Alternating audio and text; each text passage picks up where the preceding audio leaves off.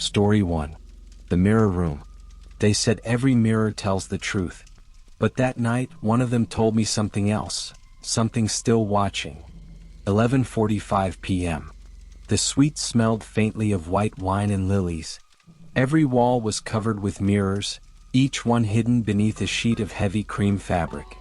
Only one mirror remained uncovered, tall, gold-framed, facing the bed. She said she wanted company, not conversation. Said she liked quiet. I told her I could do quiet. But the way she kept glancing at that mirror, it felt like there was someone else already here. Her name, at least the one she gave me, was Mara. Mid-30s, elegant, measured in every movement. When she asked me to take off my shoes, her tone wasn't shy, it was ritualistic. The carpet was warm as if it had absorbed body heat. She touched the edge of a covered mirror and whispered, "They must stay this way." I laughed softly, trying to keep it playful. She didn't laugh back. For a while, the silence felt expensive. Only the faint hum of the city below seeped through the glass. I tried to make conversation, asked if she often stayed here, but she just shook her head. "I don't stay," she said. "I wait." Her eyes flicked toward the draped mirrors again, like they could hear her. That was when I noticed one of the sheets tremble slightly. The air conditioner was off. I told myself it was my imagination, a draft, anything. Still, the fabric swayed, slow, deliberate. I walked over, pressing my palm against the sheet. It was cool at first, then warm. I felt the faintest vibration, like something breathing behind the glass. Mara's reflection should have been beside mine, but in that dim light, the mirror showed only one of us. And it wasn't me who moved first. I stepped back, pretending calm. "Do you want me to stop?" I asked. She didn't answer right away, just watched the mirror like it was giving her instructions. Then, in a voice too soft for the size of the room, she said, "Don't turn around fast." My skin prickled. The air changed, heavier, thicker. I turned anyway. She stood near the bed, still facing the opposite wall. Her posture was wrong, too straight, too still. Something about her reflection didn't align with her body. In the mirror, she was turned toward me, eyes fixed, a small smile blooming where none existed in reality. The dissonance hit hard. I looked back at her, no smile, no movement. But in the glass, her head tilted slightly, like she was listening for a sound only she could hear. That smile didn't fade. It widened. My throat was dry, but I forced a laugh. "Nice trick," I said, hoping she'd tell me it was some kind of setup, a mirror illusion. She didn't move. The mirror version of her did, slowly stepping closer while her real body stayed frozen. Each soft footfall landed inside my chest. The air smelled faintly of her perfume and dust. The sheet over the nearest mirror fluttered again, like something inside wanted out. I took another step back, bumping into the nightstand. The lamp flickered, throwing quick gold flashes across her face, her reflection's face. They didn't sync. "You're trembling," she whispered, though her lips didn't part. I felt her breath near my ear, but she hadn't moved from the bed. That was when I realized she wasn't watching me through the mirror. The mirror was watching for her. The urge to leave was sharp, but curiosity cut deeper. One last mirror stood uncovered, draped in pale cloth near the door. I told myself that if I removed it, the illusion would break, that everything strange would make sense again. "Don't," she said behind me, voice trembling, almost pleading. Her reflection in the gold frame smiled wider, head lowering to match my movements. I reached for the cloth anyway. When I pulled it down, the fabric slipped from my hand like water. The glass caught the room in perfect silence. And there, just inches behind my reflection, stood Mara, too close, her breath grazing the back of my neck. But the real woman was still across the room, frozen, staring at the floor. I didn't dare move. In the mirror, her smile was so calm, so certain, like she'd been waiting for this. The lights flickered once. Then again, each pulse stretching the room thinner. Two reflections moved in rhythm, but only one body stayed still. My heartbeat drowned out everything, even her whisper, Now you see. In the mirror, she leaned forward until her lips nearly touched mine, yet the real Mara hadn't moved. The air tasted metallic. For a second both of us, both versions, breathed the same fog against the glass. Then the lights went out. When I came to, the suite was empty. Sheets still draped the mirrors except for the one near the door. It showed only me shaking barefoot, trying to believe I'd imagined her. But as I reached the hallway, I caught a final glimpse in the mirror's edge. Her still there, smiling softly, waiting. I can't book hotels anymore, not if there's a mirror near the bed. Would you cover the mirrors, or the truth? Story 2. Playback client. It's strange how silence remembers what we say to it, especially when it starts speaking back. He always booked the same hour, 2 a.m., like it meant something. I'd light one candle, open the window just enough to hear the city hum, and set the recorder on the table because he asked me to. He said the sound helped him stay present. I thought it was just a kink for control. The soft click when he hit record felt ritualistic, like permission. Tonight, though, the red light was already on when he arrived. He noticed it too. "Did you start without me?" he asked, half smiling, but his voice didn't reach his eyes. I leaned closer, too close maybe, to press stop. The air between us carried the faint metallic scent of heated tape. That's when we both heard it, a whisper, slow and muffled, crawling out of the speaker. My own voice, saying words I hadn't said yet. He froze, leaning toward the recorder like it might confess something. The candle trembled between us, its light breaking across the metal surface. "That's me," he said quietly, but I don't remember saying that. I tried to joke, said maybe he talked in his sleep, but my throat felt dry. The whisper looped again, softer this time, the syllables distorted, and the breath at the end of it sounded too close to be playback. He reached for my wrist when I tried to unplug it. Not rough, just insistent, the kind of touch that's polite until it isn't. "Wait," he whispered. "Listen." His thumb brushed my pulse as the tape hissed and rewound on its own. I could feel the vibration through the table, a low hum under the candle's crackle. Then our voices began to overlap. His question, my answer, both slightly out of sync, like the tape was playing back a few seconds ahead of us. He leaned so close I could feel his breath graze my ear, warm, uneven. "There's someone else on this tape," he said. "Listen." His tone was steady, but his hand trembled slightly against the wood. The voice came again, faint, layered beneath ours. A third tone, breathy but deliberate, whispering just between our words. I couldn't make it out, but it seemed to echo inside the room rather than from the recorder. I told him it must be interference, maybe street noise bleeding through thin walls. He didn't answer. He just turned the volume up until the whisper dissolved into static.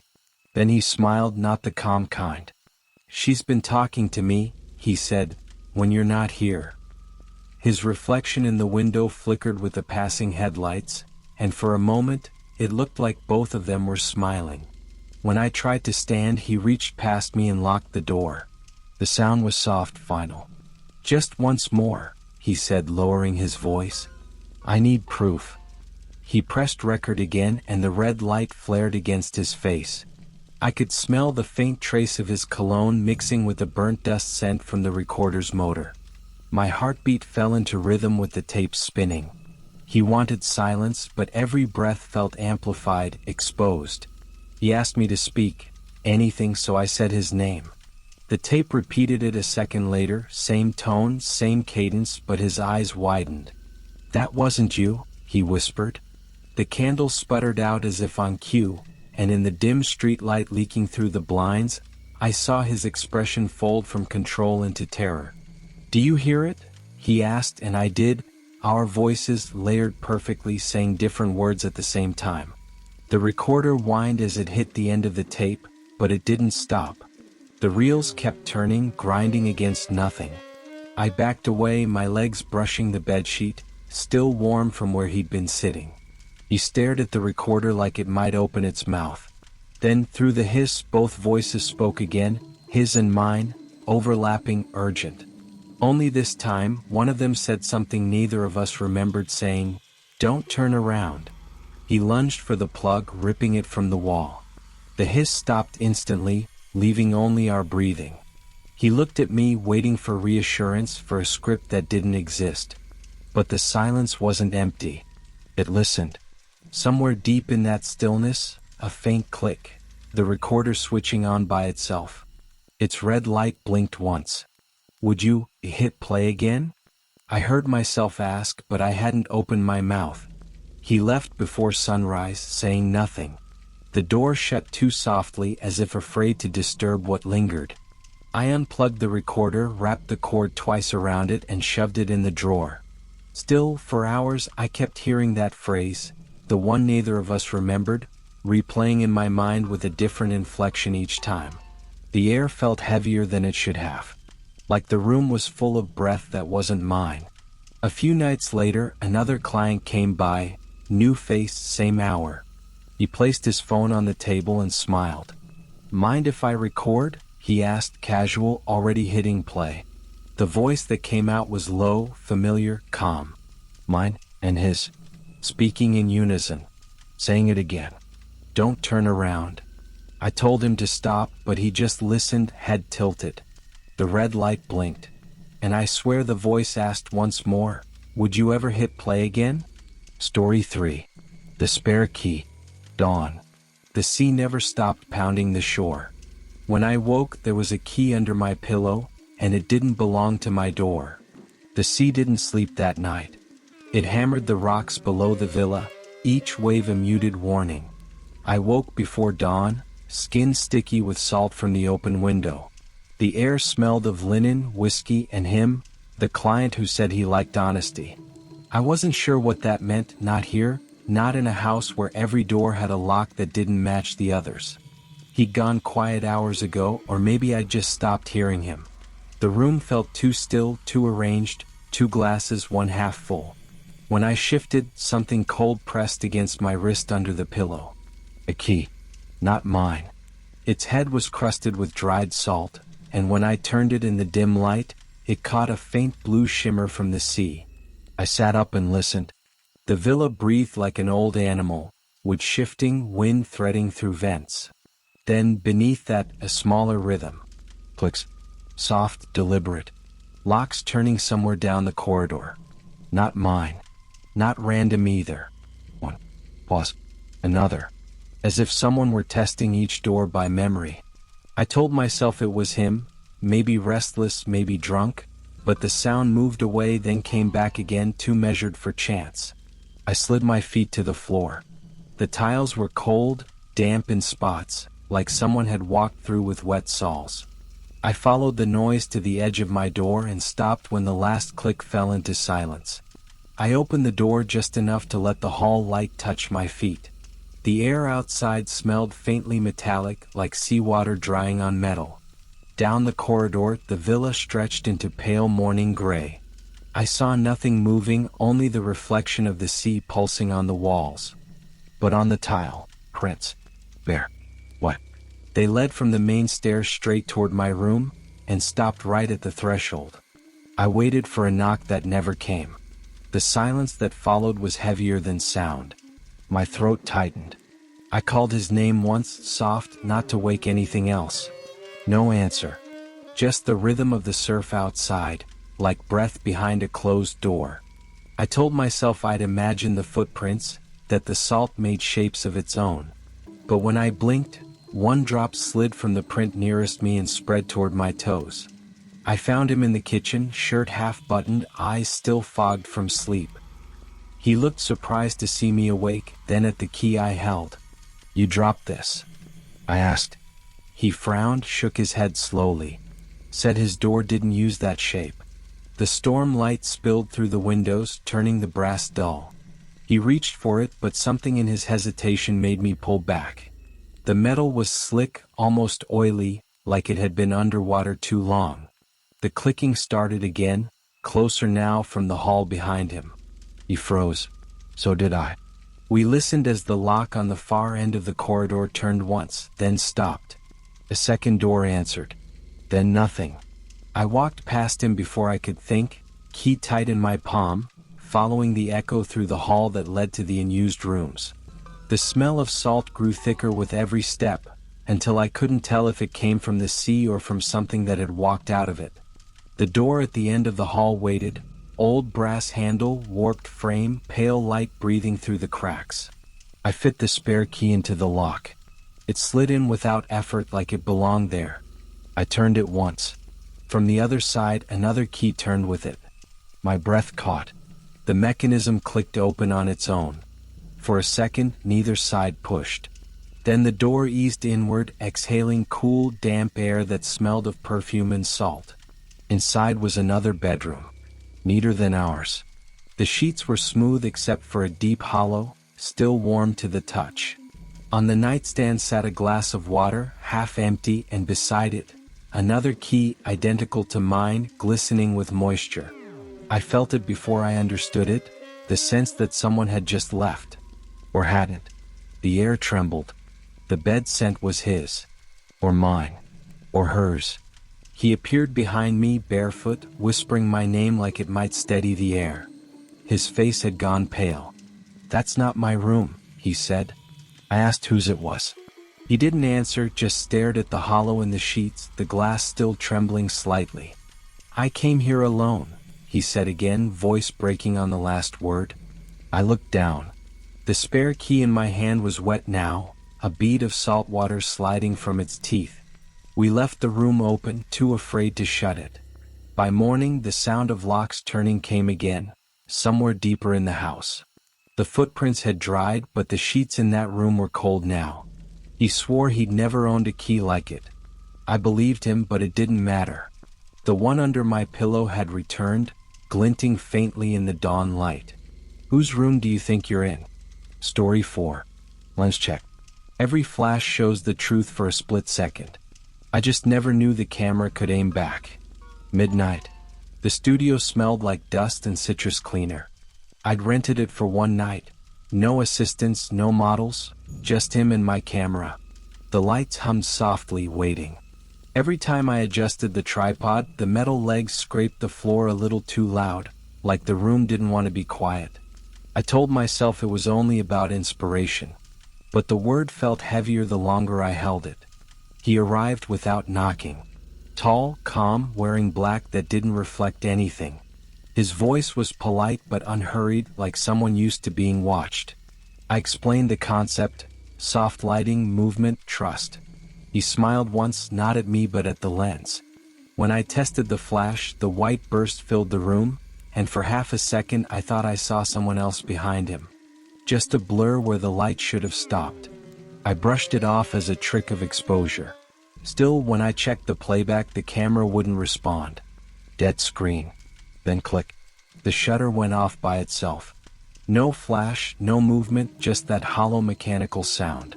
He tilted his head at me, half amused. "You sure it's off?" he asked.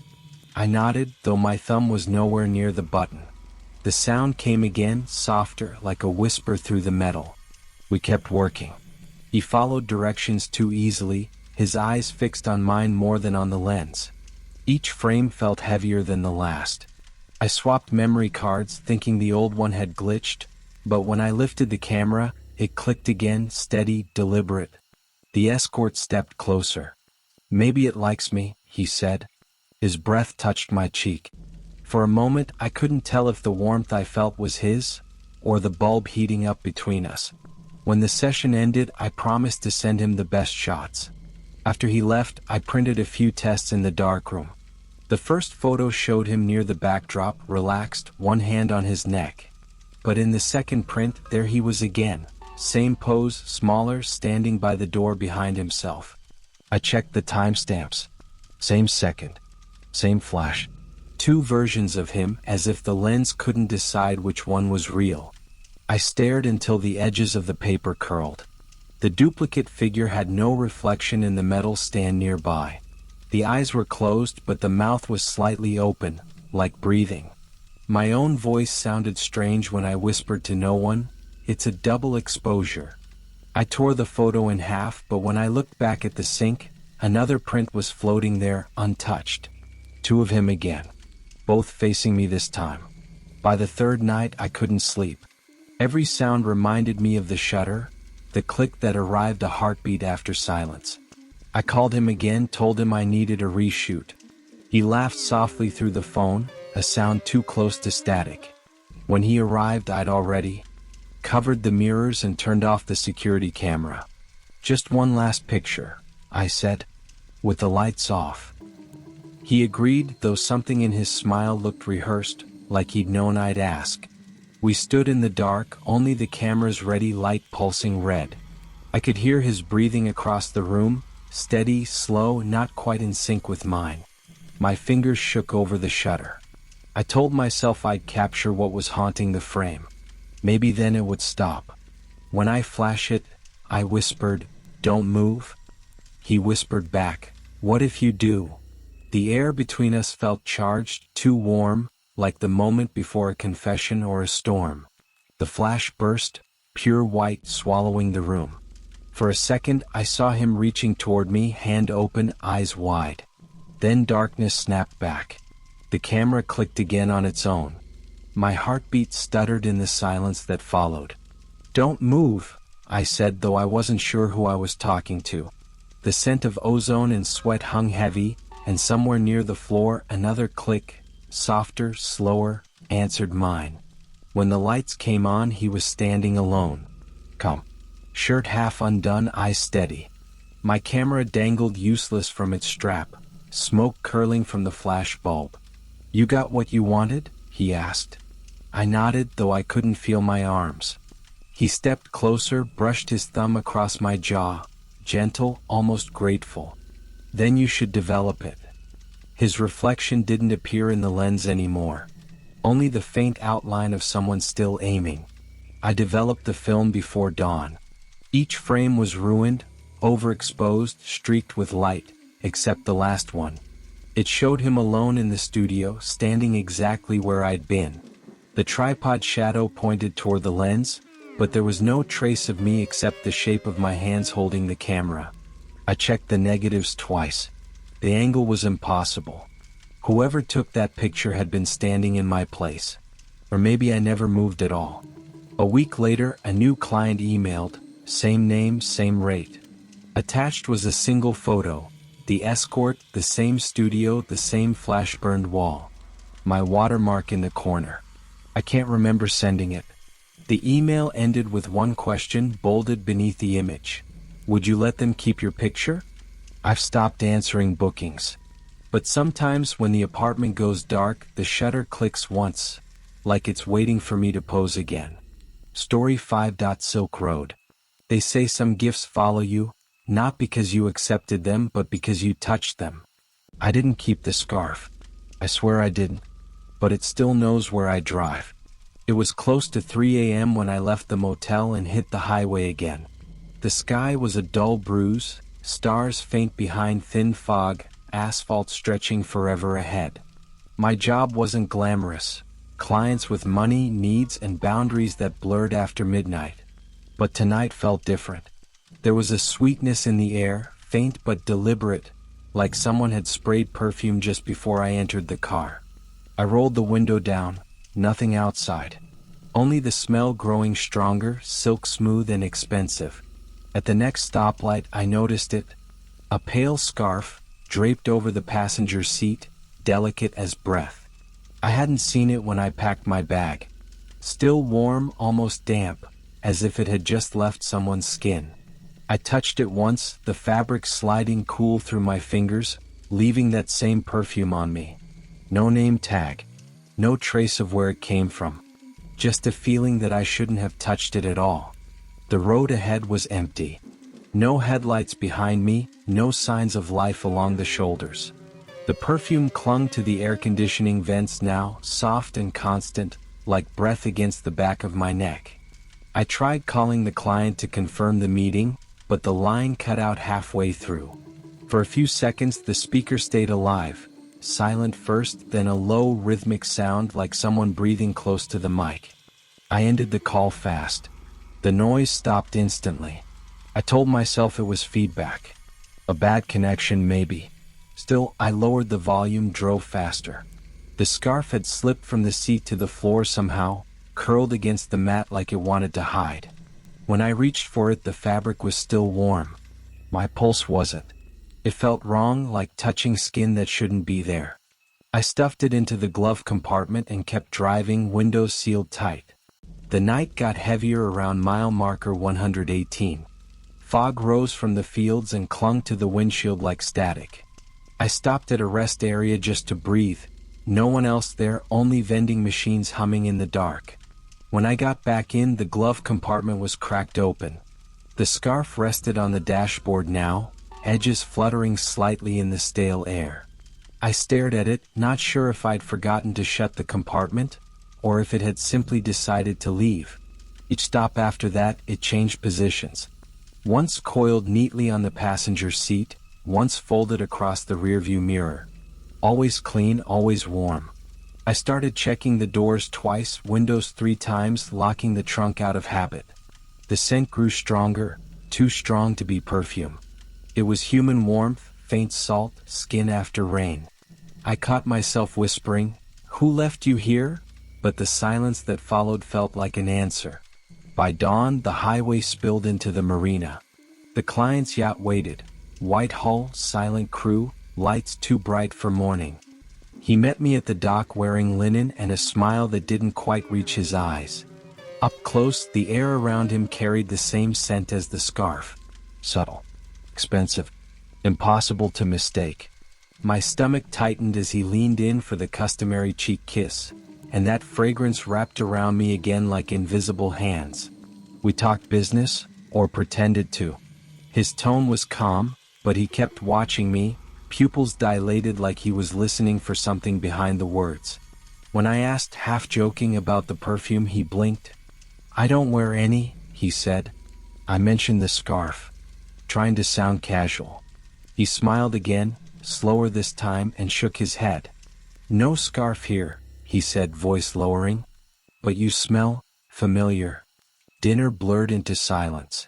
The yacht swayed gently, glasses untouched, conversation fading under the sound of the sea.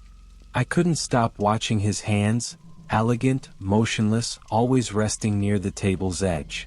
Once I thought I saw silk thread between his fingers, pale against the light, but when I blinked, it was gone. The air felt charged, close. Every breath tasted like that same perfume, coating my throat with warmth and something bitter underneath. When I finally stood to leave, he followed me to the deck. The wind barely moved his hair. "You shouldn't drive tired," he said, voice flat. "Sometimes the road keeps what you bring into it." His eyes flicked toward my car keys. I didn't answer. I just turned away, forcing a smile. But as I walked down the dock, I swear I heard fabric sliding behind me, soft, deliberate, like a whisper testing my name. "Would you keep a gift from a stranger?" The drive back felt longer. The night pressed against the glass, headlights slicing through mist that didn't move. I kept the radio off, the windows sealed. When I reached for the wheel, the scarf was already there, coiled tight around the leather, ends fluttering like breath. I hadn't brought it back into the car. My pulse jumped as I tried to pull it free, but it held firm, twisted once, twice, until the steering wheel refused to turn. The perfume was overwhelming now, sweet to the edge of nausea. I left the car running on the shoulder, doors wide open, air thick with that scent. By the time the tow truck arrived at sunrise, the scarf was gone. Only a faint mark on the wheel, a soft indentation like something had gripped it all night. Hours later, a message appeared from another escort I barely knew. "Did she leave you the scarf too?" I haven't replied. I still smell it sometimes, in my clothes, in the car, in my sleep. And I keep wondering, if I threw it away, would it finally stop following me?